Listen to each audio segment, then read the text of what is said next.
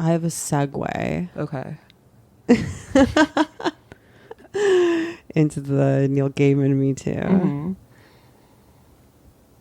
Which dovetails with our conversation, was that my first job out of college was at an occult bookstore that I got off of Craigslist, and my boss was gonna pay, told me I had to be paid under the table, it'd be better for me, and then tried to groom me into a sex slave, Anna. I remember this. He was like trying to give you a massage. He was like, it was trying to like knead the salt stones out of your groin. It was textbook, like, you know, he'd hang around the bookstore full of all his like creepy, dusty manuscripts. And he'd be like, hey, can you help me change my like screensaver on my laptop? I can't figure out how to do it. And I'd like go over, and his like, it would be like a slideshow of like women like spreading their pussies open, or like, yeah, he just like asked me if I like being tied up. He was just like testing boundaries and kind of like, yeah, attempting to groom me. Yeah. Which I reacted very badly to. Right.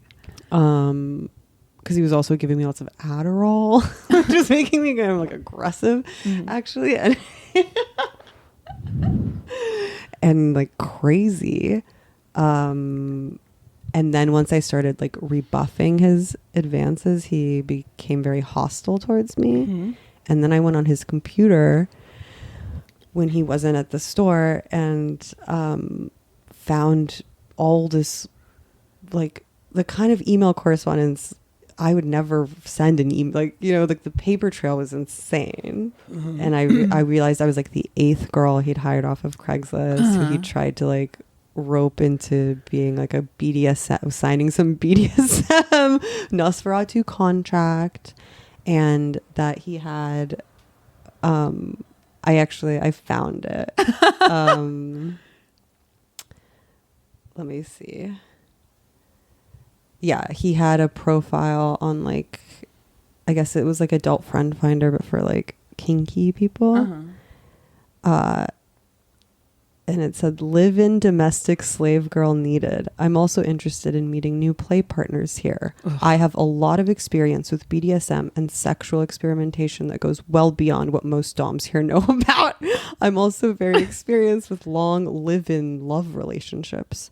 I've developed both my mind and my body. You either have or want to. Fantastic apartment, beautiful private room, accept my network invitation to see photos. No. He's like, I live in a historical castle, and it's like a squat house. I'm a self-employed scholarly professional, have studied sexology and psychology for 25 years. I know exactly what I am doing. I also have extensive experience with fitness, nutrition, and yoga. And there is a huge philosophy and health library here. There is also employment available at my Oakland bookshop where I worked. Let's start by having a drink, blah, blah. My ideal person is fit and smart. And so I uncovered all of this. Nosferatu. And then he's like, you have signed away your wife in this real estate contract. We have made a blood covenant for BDSM sex play for furries. Anyway, that's why initially when I started reading the Neil Gaiman article, and this, I mean, it was really such dark. I probably worked there for like a month, maybe 2, but it became obvious once like I wasn't like responding in the way that he wanted. You were a Mills girl at that point. I had just graduated. Okay.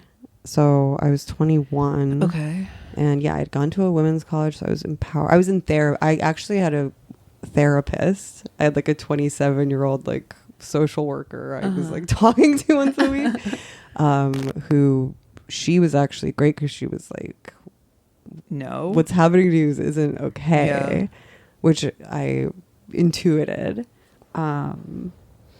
Anyway, I could tell he was going to fire me. And then I'd have no like recourse because I was being paid under the table. This was something he did all the time. Yeah.